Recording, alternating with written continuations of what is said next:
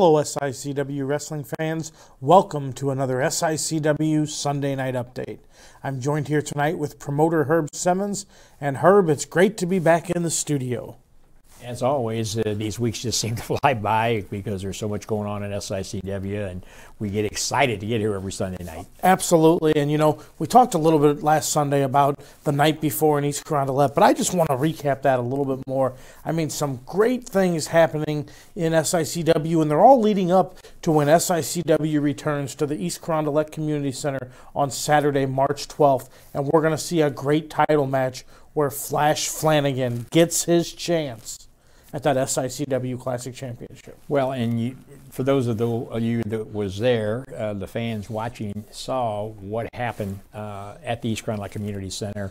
Flash Flanagan coming out, extending his hand, basically saying, let's let bygones be bygones. Yeah, you've done this. You put your hands on my wife. You've talked about everybody in my family.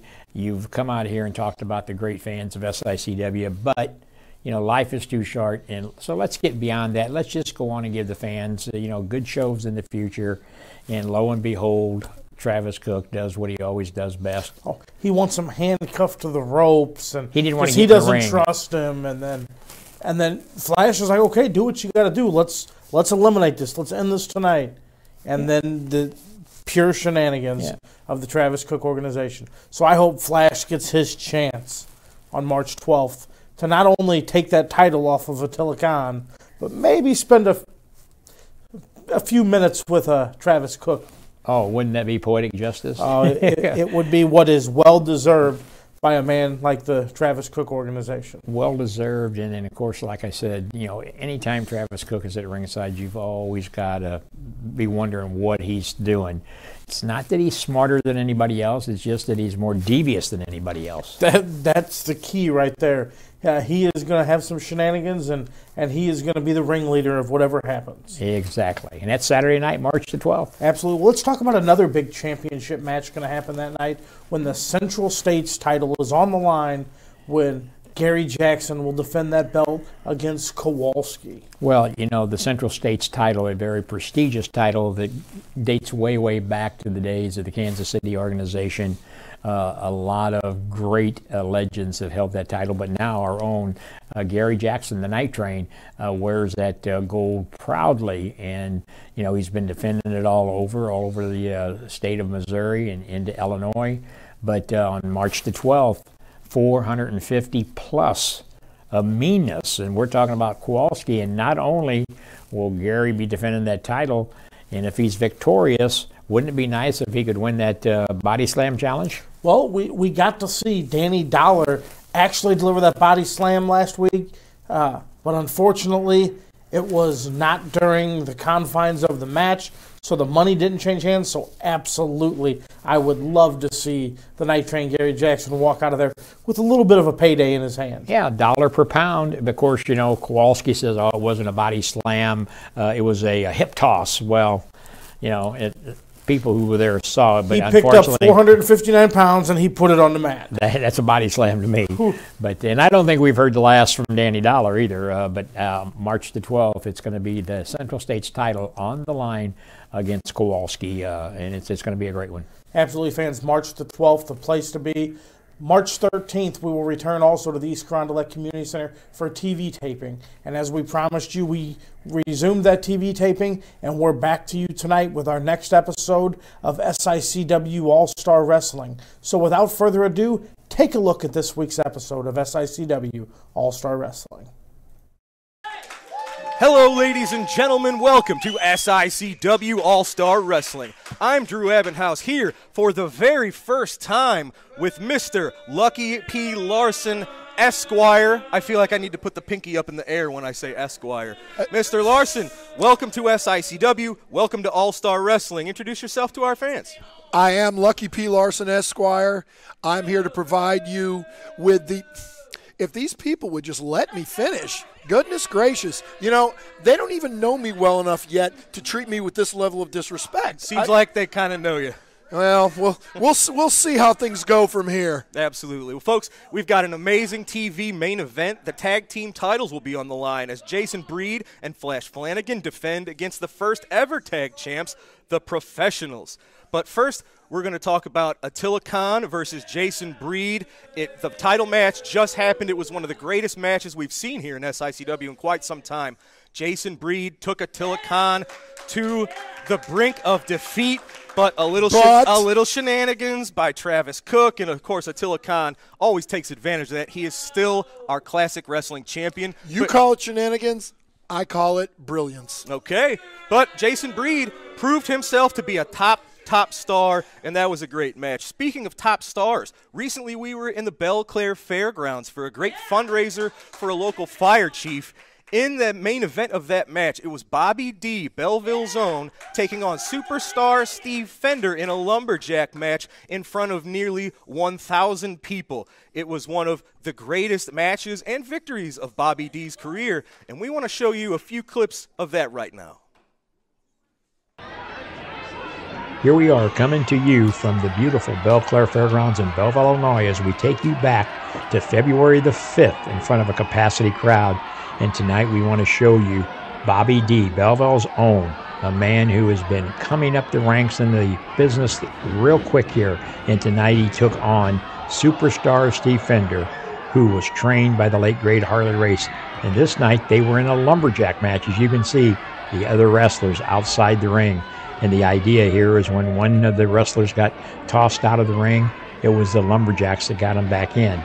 This match was back and forth. These two have met before, and it's always been a knockdown, drag-out, or a slobber knocker.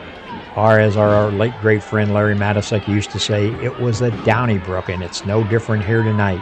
Superstar Steve Fender working on that arm of Bobby D, trying to weaken him. There you see those uppercuts he's planting right underneath the bicep.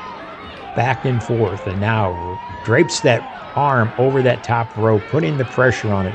Referee telling the superstar, let the man go. This match went back and forth.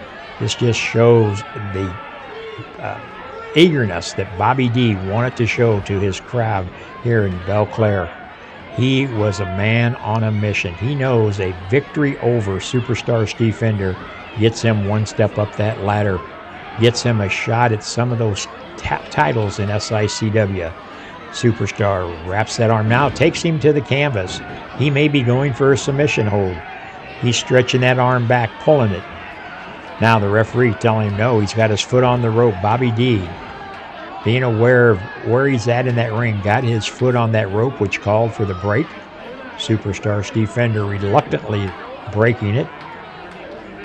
The lumberjacks outside the ring, and not only the lumberjacks are out there, but there you see the man in the blue shiny coat, Travis the Crook Cook, the manager of superstar Steve Fender, wasn't happy about this match, but signed. And there you see Bobby D delivering those vicious chops that he delivers so well as superstar sits on that top rope. And now, it looks like Bobby's going to suplex him. He's setting him up.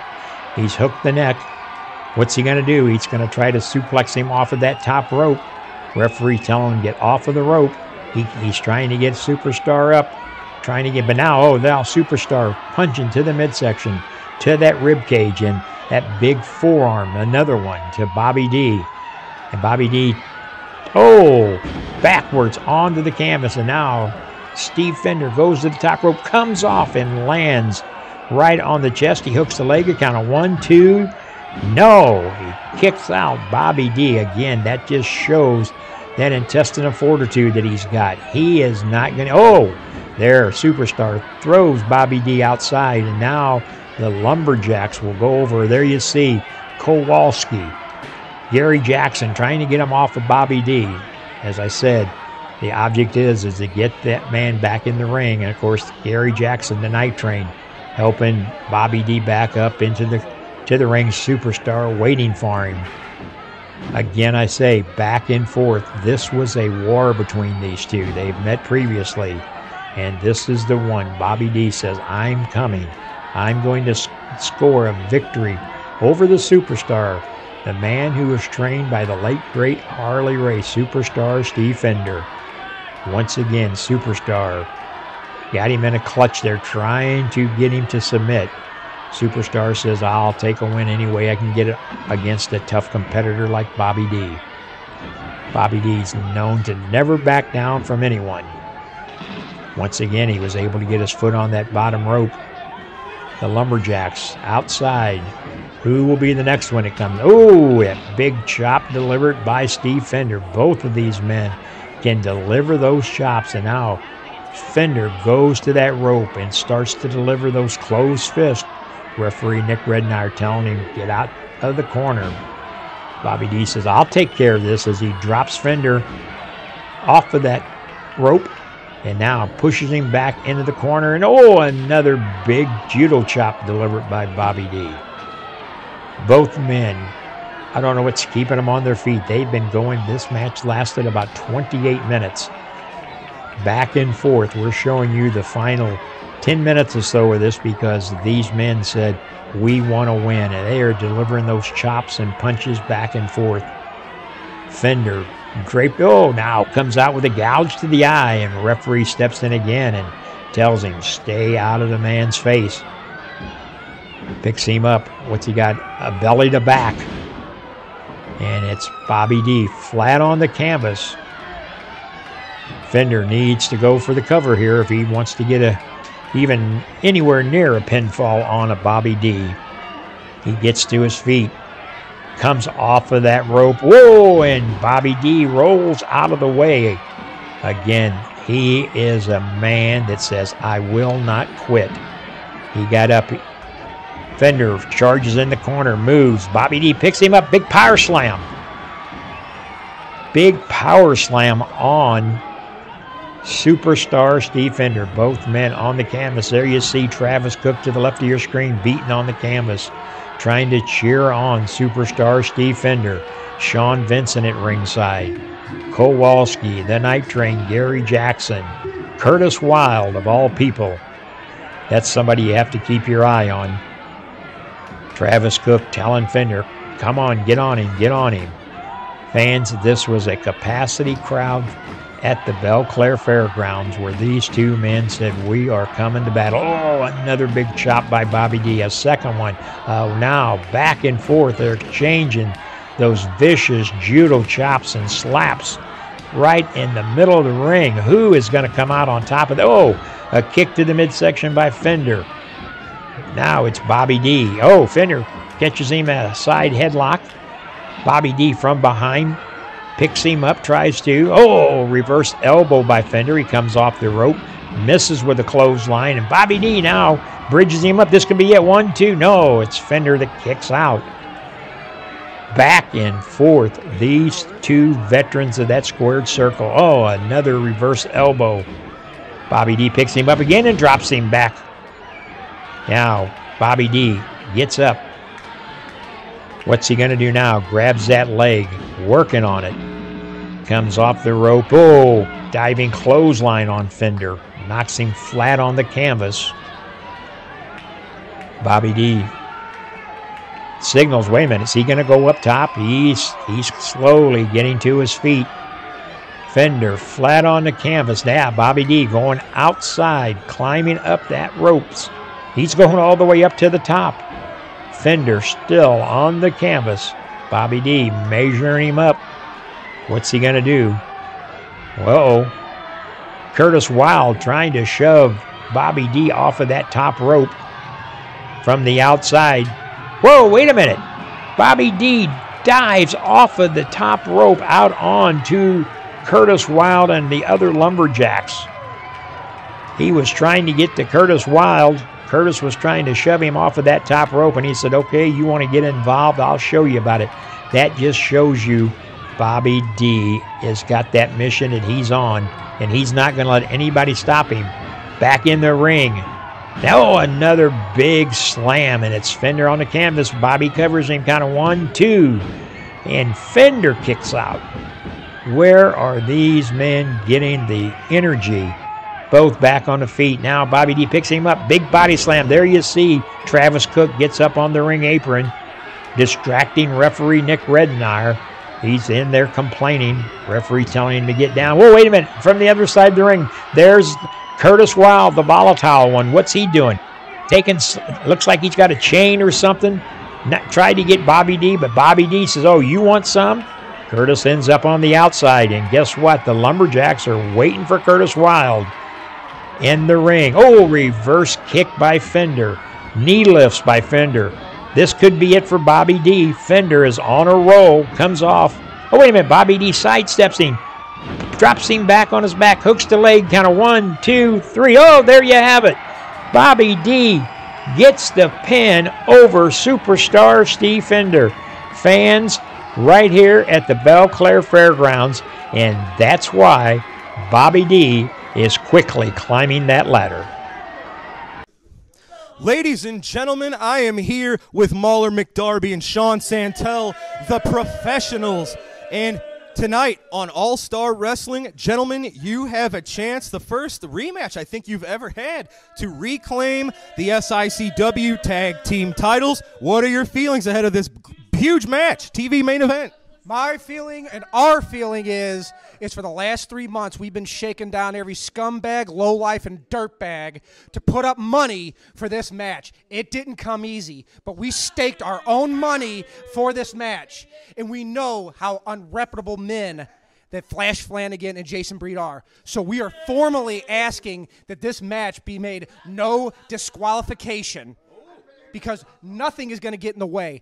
They will not crawl out of here with a tainted victory. They will have to fall to our level and do what is necessary to beat the professionals. You want us in that ring? We want it no disqualification. I want it made right now.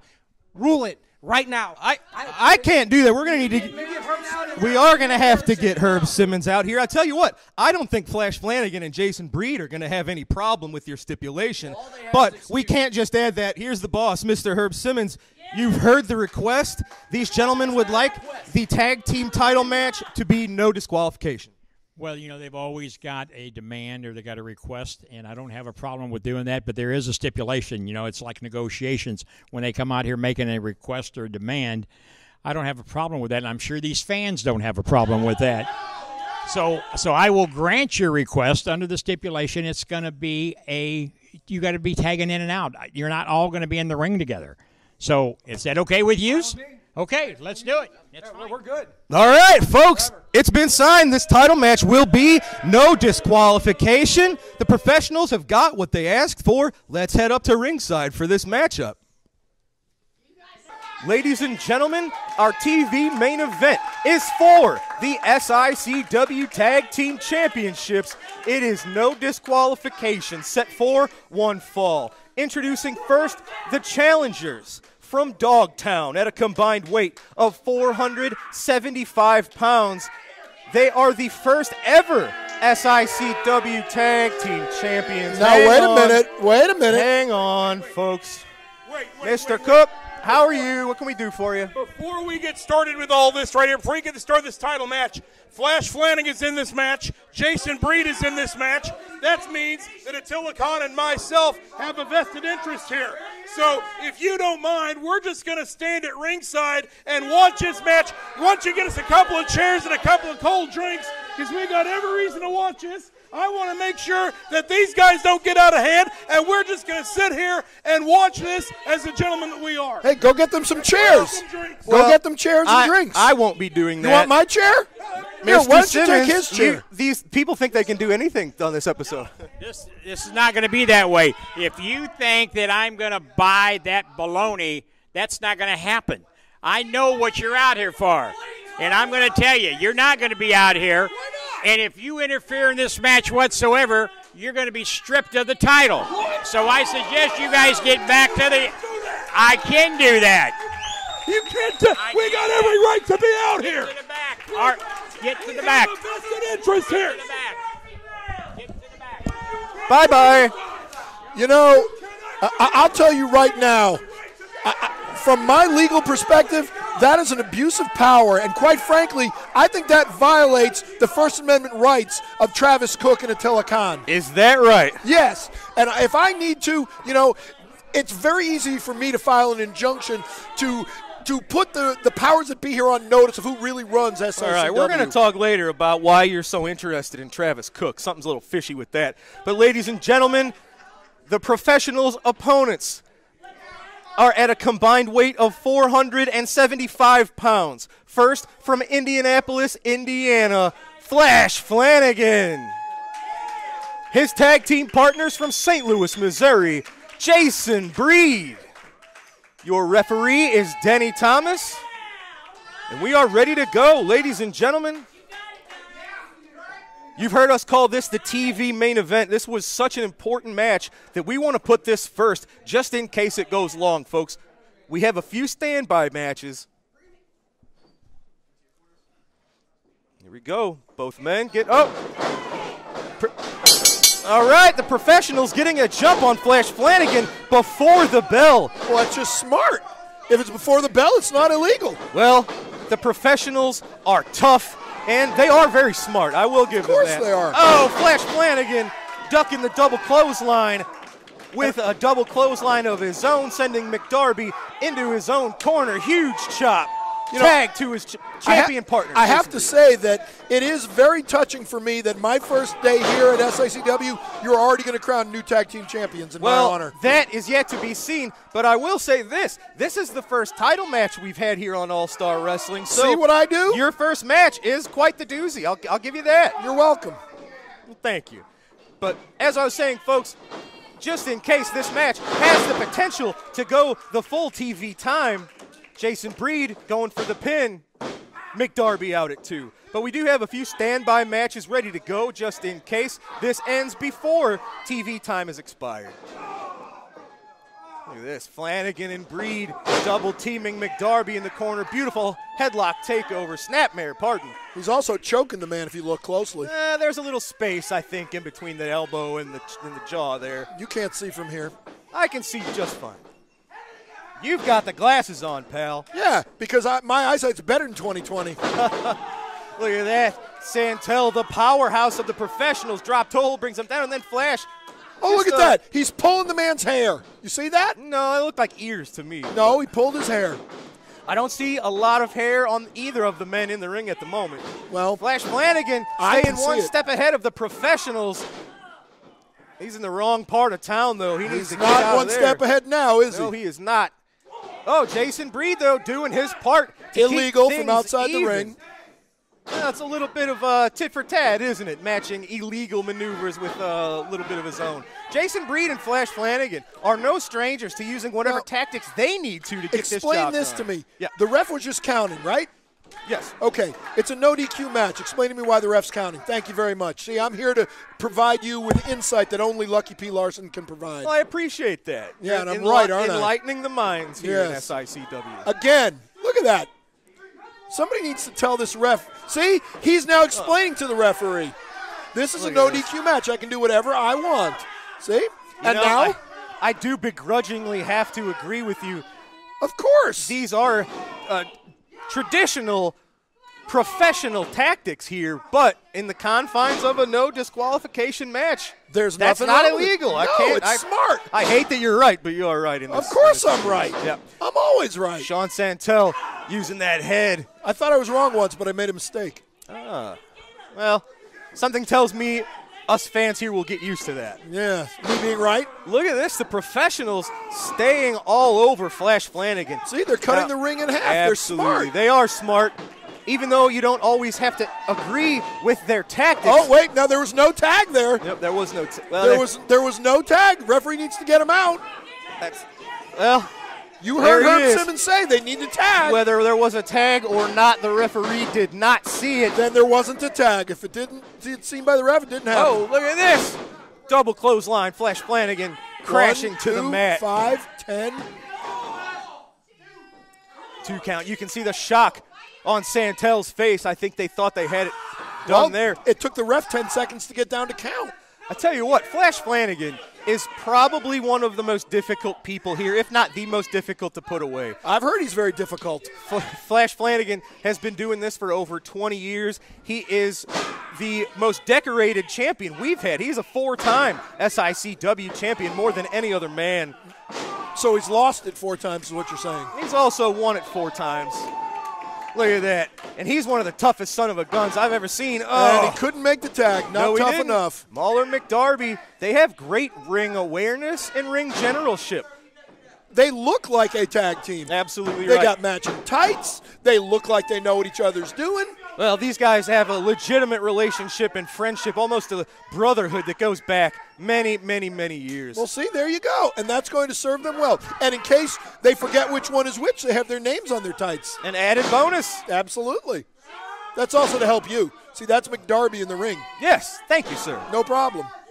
I'm here to help. McDarby, he's taking it to Flanagan. The professionals staying the aggressors in this contest, and that's exactly what you're going to have to do. Although Flash getting a bit of a second wind. If they're the Fighting professionals, both men, can he get it? Oh, they missed the tag by inches. so close but so far. If they're the professionals, does that make Flash Flanagan and his teammate there the amateurs? I don't think I'd say that. Oh, all right, just checking. All right. The professionals, though, that's one advantage they have over almost everybody else. As great of a team as Flash Flanagan and Jason Breed are, Santel going for the cover, Flanagan out at 2.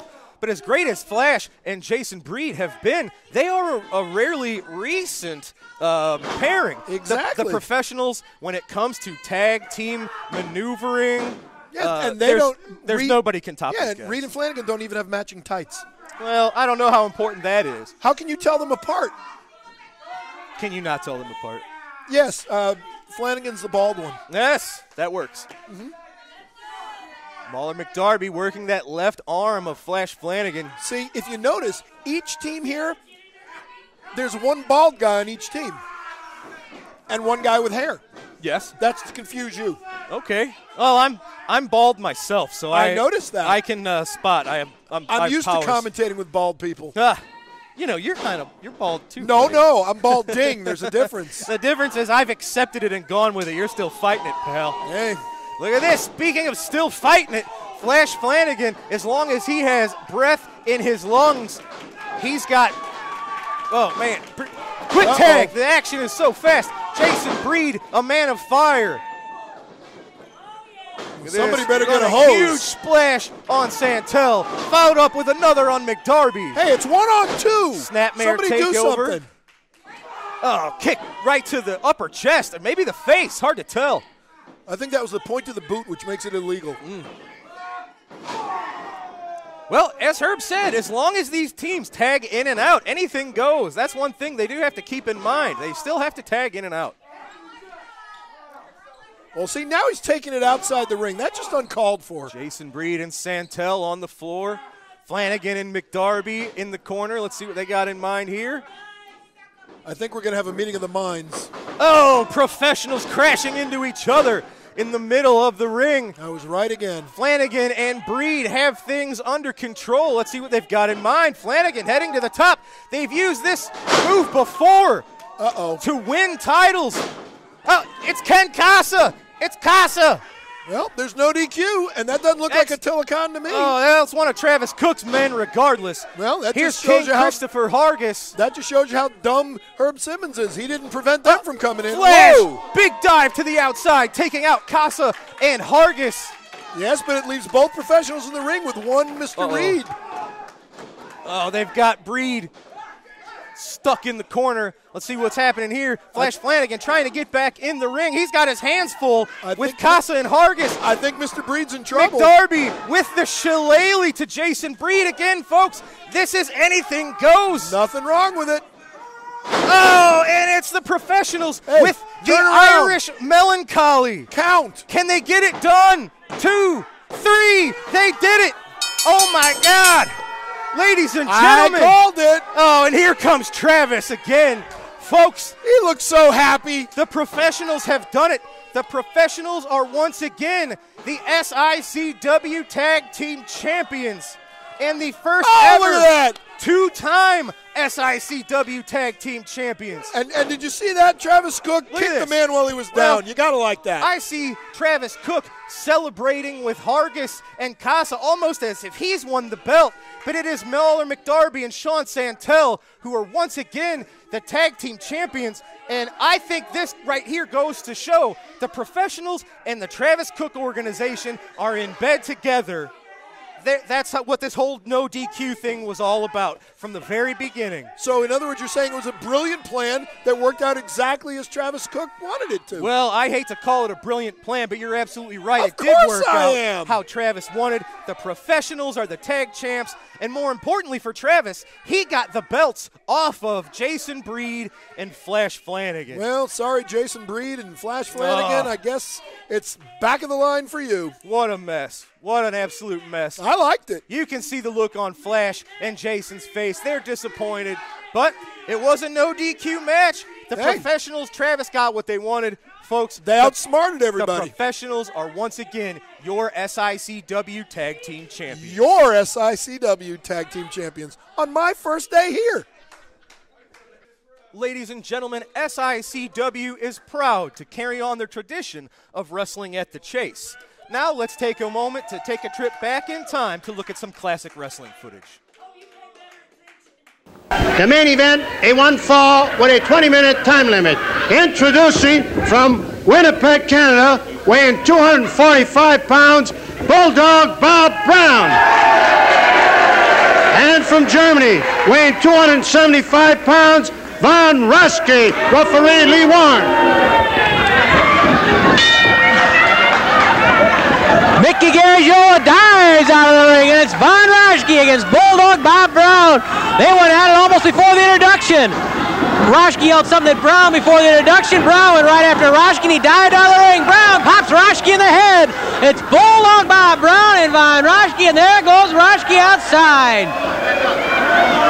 Raschke trying to regain his composure outside the ring. I don't think he's too happy about things here. Well, tell him, Mickey, for crying out loud, do something. You can't talk. Can you breathe?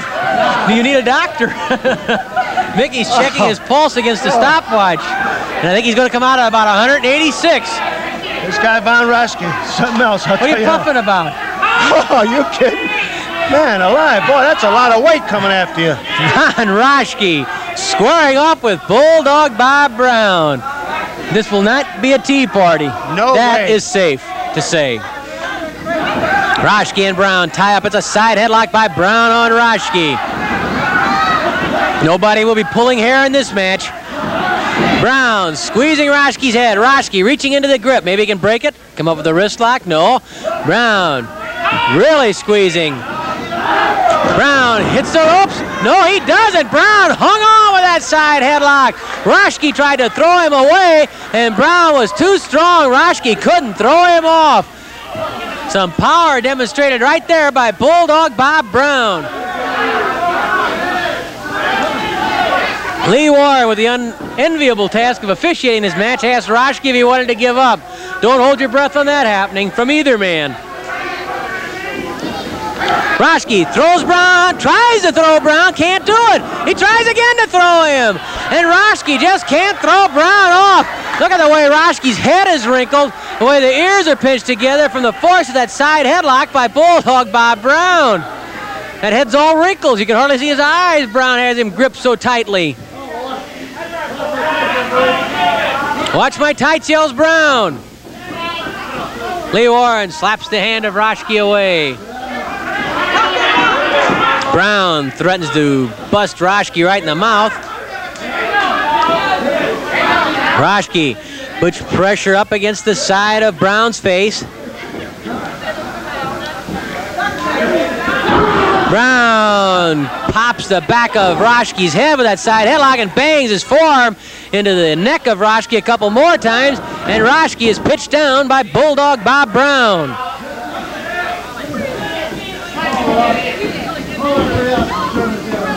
Ask him again, says Bulldog Bob Brown. Talk won't count in this one.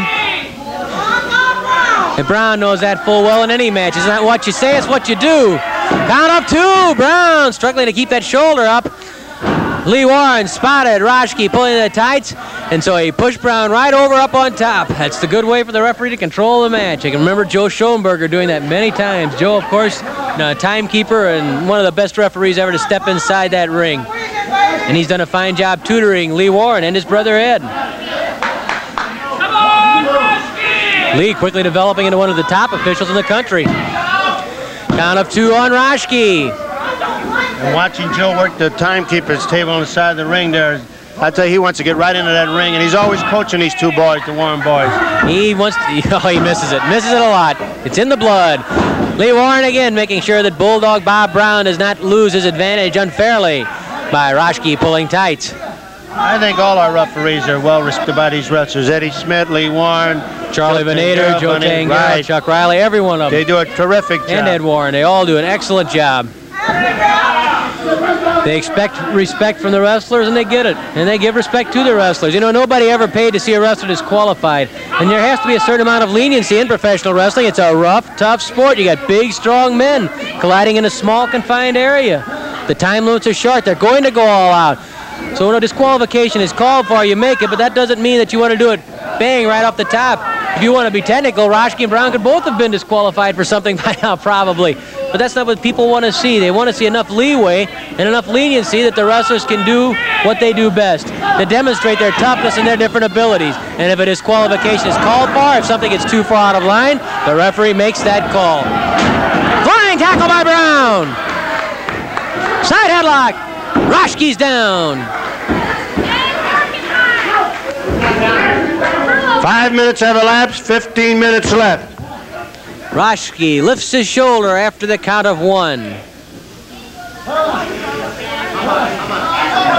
Look how Brown is twisting the head of Roschke, too. He's not just letting it lie there, but he's pulling the head up, twisting it sideways, so there's pressure in the neck, too. Great opportunity for Bulldog Bob Brown, a great opportunity for Von Roschke. A lot of lucrative matches could ride on the result of this one. Ask him, says Bulldog. Hey, you never know, the guy may give up. Brown really pulling that neck around.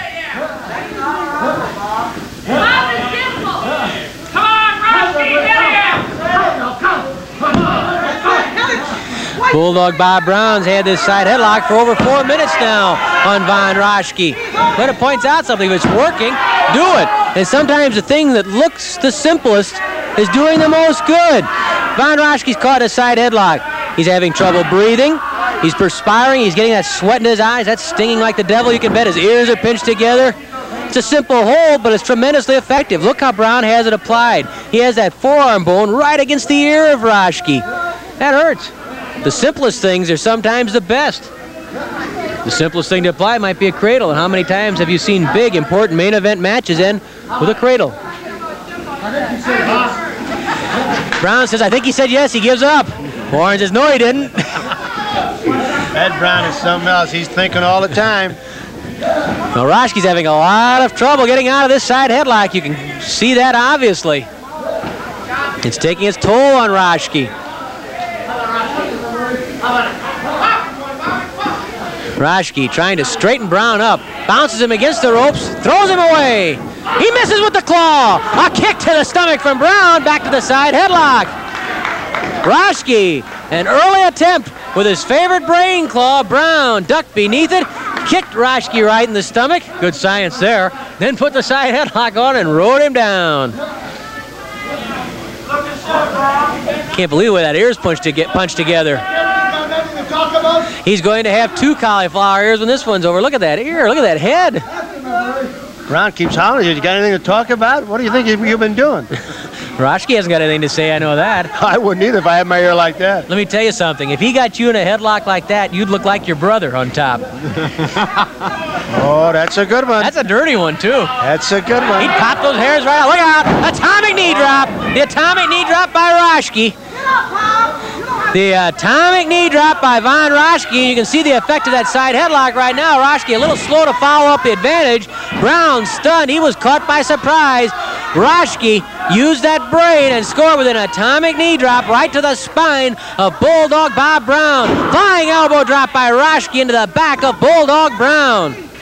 And now that shoe might be on the other foot because Brown's in some trouble. Roschke with a kick to the back of Bulldog. And then Roschke pulls back on the head with a chin lock. Perfect position there by Roschke. You know, that neck that Bulldog Brown's got, I wonder how effective that'll be, but maybe he can wear him down by putting pressure in the neck and the back. You know, Bulldog's head really goes right into his shoulders. He got that big, big neck. Get the monkey off your back, Bob! Roschke pulling on the head of Brown. It's not a strangle. That's obvious. Now Brown trying to get up. He's scooting backwards. Maybe he can scoot out from underneath it. Roschke really squeezing the chin. Look out! Down goes Roschke. Brown tripping him as he pulls off with that back. Still painting Bulldog Brown, and Roschke follows up, banging his knee into the back of Bulldog Brown. Brown comes off the ropes. Roschke with a forearm right into the solar plexus. Perfect location on that forearm smash from Roschke. He covers Brown. Count of one, count of two. Brown kicks away. Roschke lining Brown up for the claw. The claw. Brown blocks it.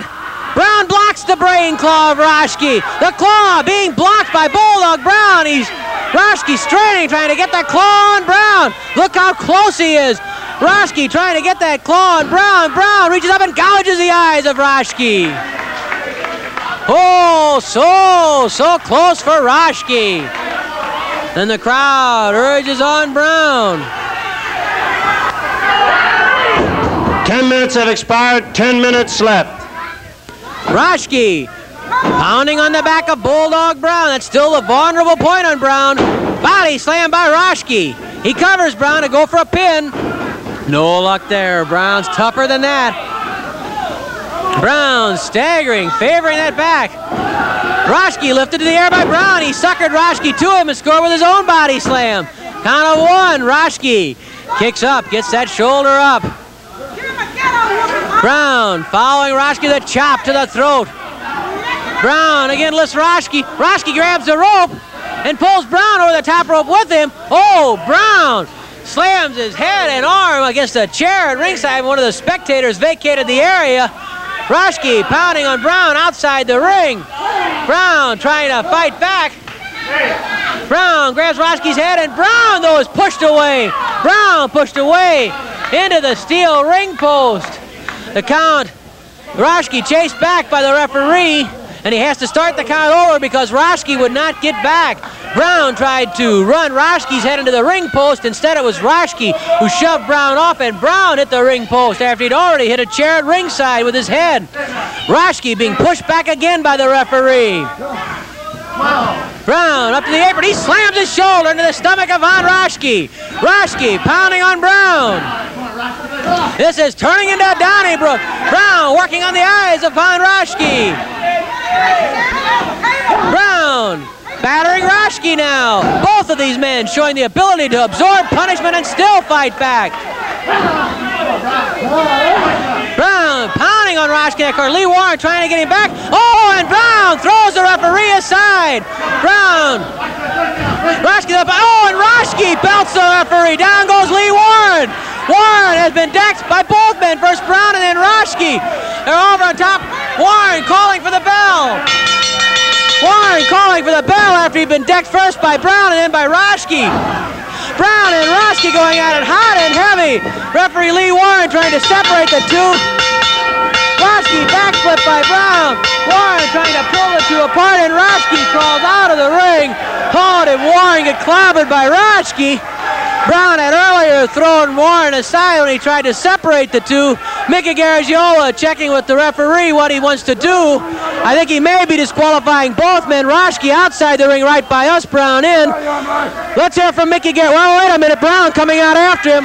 Roschke throws a chair this way at Brown. Now Roschke grabbing a chair, and Brown and Roschke squaring off outside the ring. Referee Eddie Smith has come to ringside to help restore some order. Let's hear from Mickey Garagiola. In 12 minutes and 2 seconds, referee Lee Warren disqualifies both wrestlers. This match is a draw. Ladies and gentlemen, this matchup set for one fall. Introducing first from Texas, weighing in at 273 pounds, this is Waco. His opponent makes his way to us from Memphis, Tennessee, at 245 pounds, Danny Dollar. Your referee for this match is Nick Ridenauer. Checking Danny Dollar, calling for the bell. And our first standby match is underway.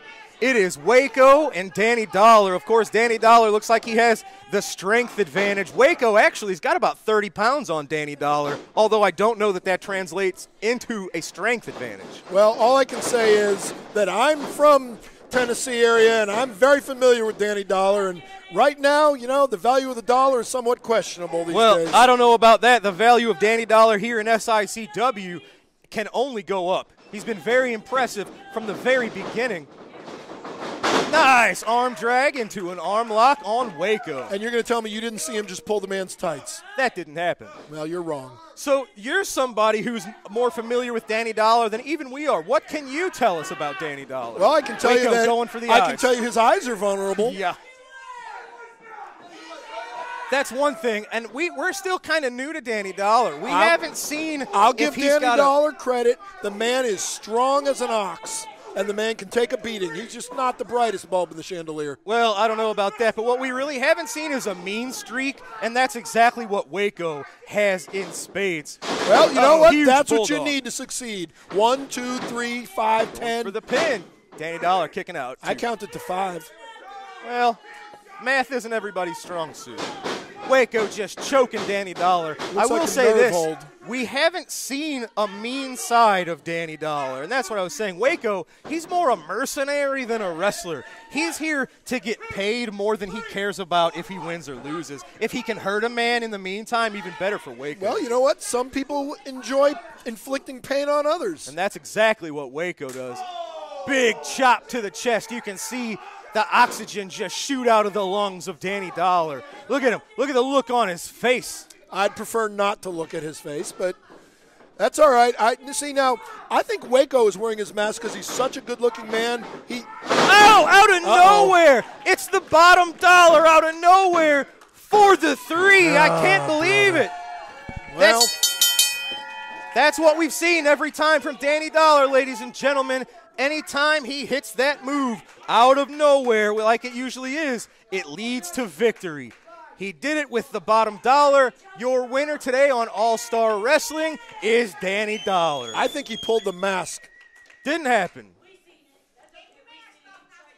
Ladies and gentlemen, here at SICW, we are proud to host the Ace Wrestling Academy with Cowboy Bob Orton, Frankie D as a trainer, amongst many others. Let's take a quick moment to show you some information about the Ace Wrestling Academy.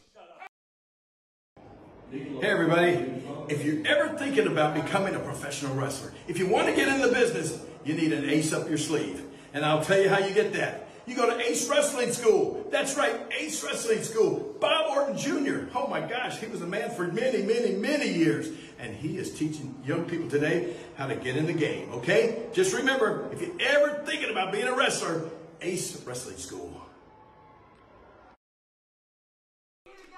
Ladies and gentlemen, this contest set for one fall. Introducing first, from Effingham, Illinois, weighing in at 299 pounds, Richard Shaw. Well, he doesn't lack in self-confidence, does he? His opponent from Gun Barrel, Texas, weighing in tonight at 376 pounds, the Big Texan. Does the Big Texan have a name? Texan. Or Big, I'm not sure. Okay. You know, he brought a branding iron into the ring. That's illegal. That's a foreign object. Well, so was the shillelagh we saw earlier. Yeah, but that was a no DQ match. This isn't. Well, that's why they took it away. Good.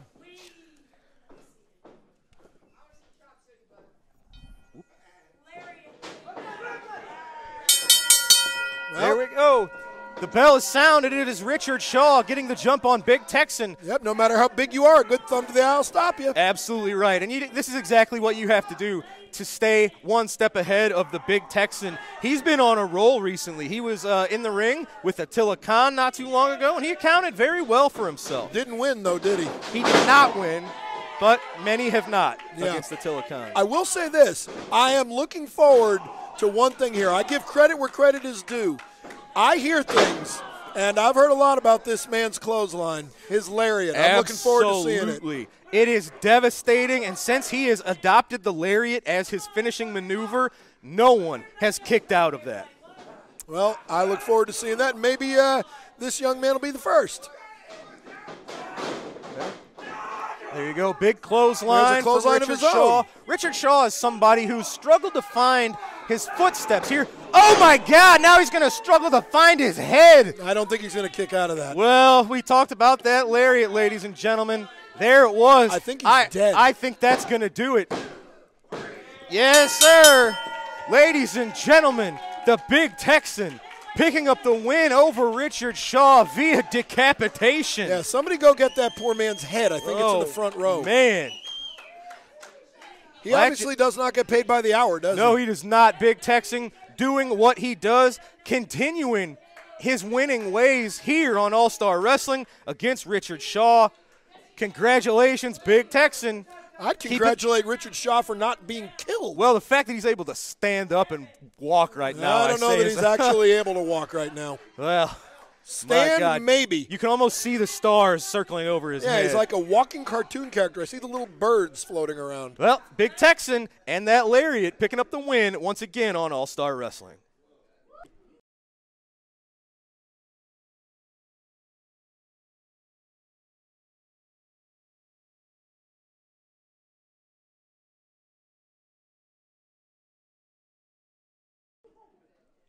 Ladies and gentlemen, that's going to do it for today's episode of All-Star Wrestling.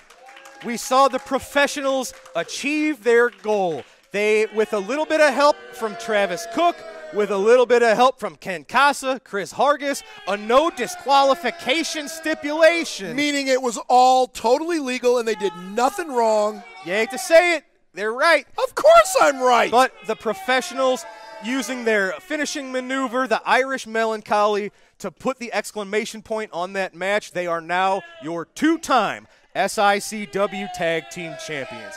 Danny Dollar continuing his role here in SICW. It was a back-and-forth matchup against Waco until he hit that bottom dollar for the 1, 2, 3, and that spelled game over for Waco. And in our final contest, it was the Big Texan continuing his winning ways. Brute strength, power, and a lariat the likes of which is not seen anymore in professional wrestling. Got the job done over another almost 300-pound man in Richard Shaw. Now, if you're done talking, let's get into the most important thing that happened here on SICW, the debut of the great Lucky P. Larson, Esquire, and quite frankly, these disrespectful, toothless hillbillies. If you all shut up, you might learn something. Listen to me. I will educate you. Well, folks, this is going to be a fun ride with Mr. Larson, isn't it? Of course it is. All right, ladies and gentlemen, heck of an episode, action-packed All-Star Wrestling. That's going to do it for tonight. For Lucky P. Larson, I'm Drew Abbenhouse. We'll see you next week right here on SICW All-Star Wrestling.